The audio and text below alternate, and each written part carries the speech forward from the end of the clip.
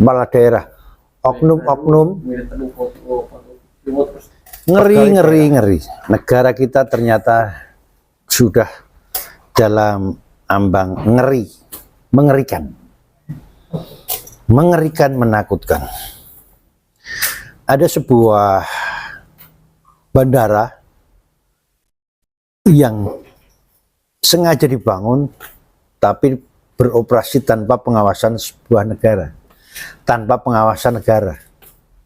tanpa ada campur tangan negara dalam proses penerbangannya. Sungguh ngeri. Kita ikuti videonya terlebih dahulu. Agar supaya ini menjadi suatu pemahaman bahwa republik ini tidak boleh ada republik di dalam republik.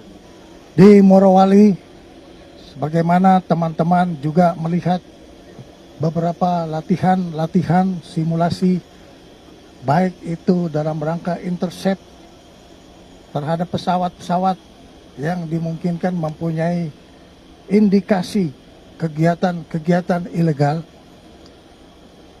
dan intercept ini dalam latihan dilakukan oleh prajurit Tentara Nasional Indonesia terhadap bandara yang tidak memiliki perangkat negara yang bertugas di dalam bandara tersebut. Ini merupakan hal yang anomali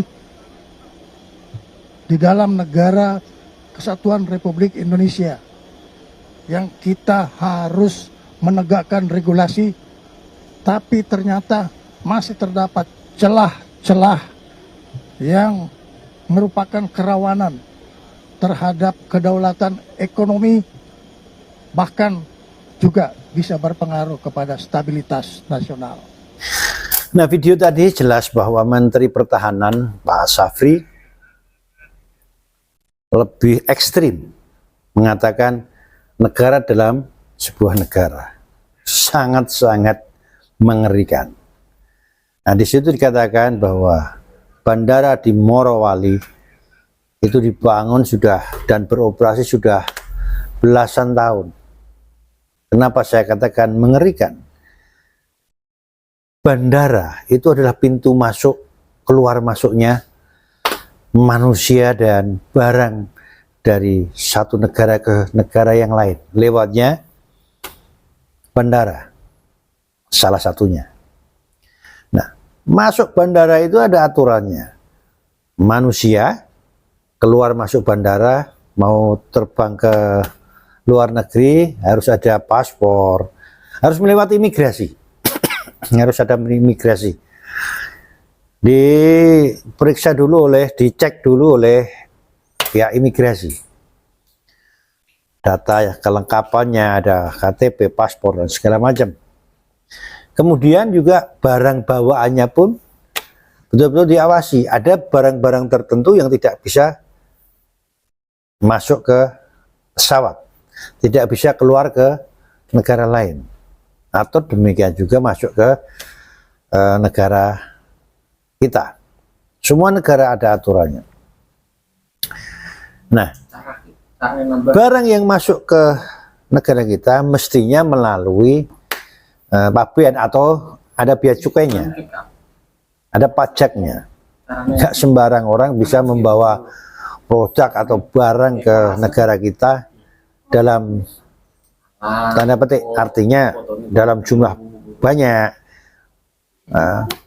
Kemudian barang-barang terlarang itu nggak boleh masuk. Nah, kalau Bandara Morowali ini tanpa ada pengawasan negara, tanpa ada imigrasi, tanpa ada pabean atau bea cukai, bea masuk, nggak ada.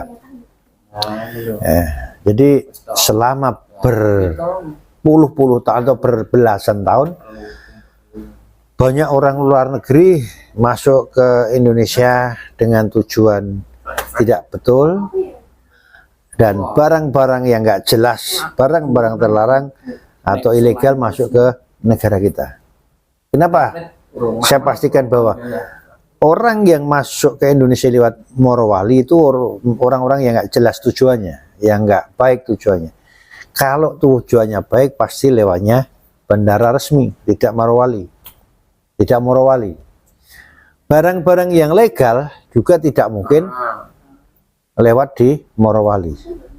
Jadi belasan tahun itu banyak imigran gelap yang masuk ke Indonesia dengan tujuan jelek bermacam-macam. Mungkin ada yang mengedarkan narkoba, mungkin mau mencari pekerjaan yang ilegal dan sebagainya. Barang pun demikian, ada barang-barang ilegal yang dijual belikan di Indonesia seperti pakaian bekas dan lain-lain. Kemudian narkoba itu masuk, ini yang berbahaya. Jadi selama ini kenapa Indonesia narkobanya hebat, berkembang pesat, banyak korban narkoba, banyak pengguna narkoba, baik masyarakat umum, artis maupun aktor intelektual yang menggunakan narkoba, ternyata kemungkinan besar lewatnya di Morowali ini. Dari kejadian ini saya bisa menarik kesimpulan yang pertama, radar kita itu lemah. Jadi mestinya Indonesia itu punya radar di mana bisa mendeteksi pesawat, kemudian kapal laut masuk ke wilayah negara Indonesia, mestinya terdeteksi oleh radar sehingga segera bisa diatasi. Tapi Morowali ini beroperasi belasan tahun, itu menandakan bahwa radar kita lemah, jelek. Kemudian yang kedua, radar jelek ini menandakan bahwa angkatan udara kita juga lemah. Kalau 1 dan 2 ini nggak lemah, tidak sampai 1 tahun pasti terdeteksi dan tidak banyak kerugian yang diderita negara kita ini. Ya, ini lemah. Kemudian yang ketiga, tingkat kepedulian masyarakat di sekitar Morowali juga mungkin rendah juga. Mohon maaf masyarakat Morowali.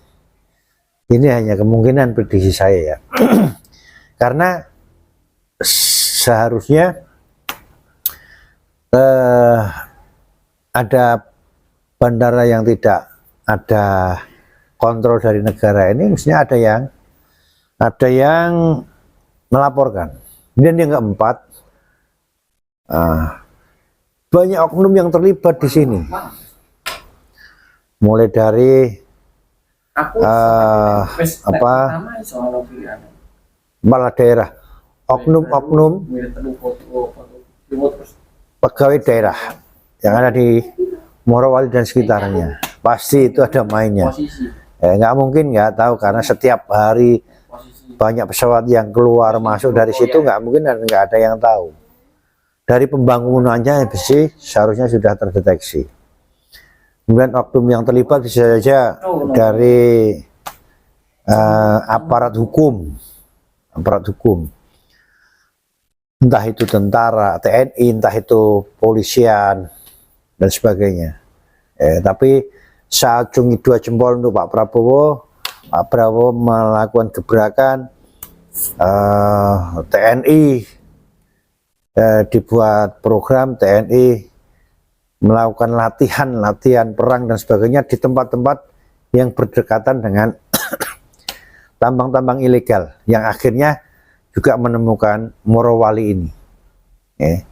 Akhirnya Morowali terungkap, biarpun terlambat, tapi itu berkat kebijakan atau programnya Pak Prabowo. Hormat buat Pak Prabowo. Wassalam.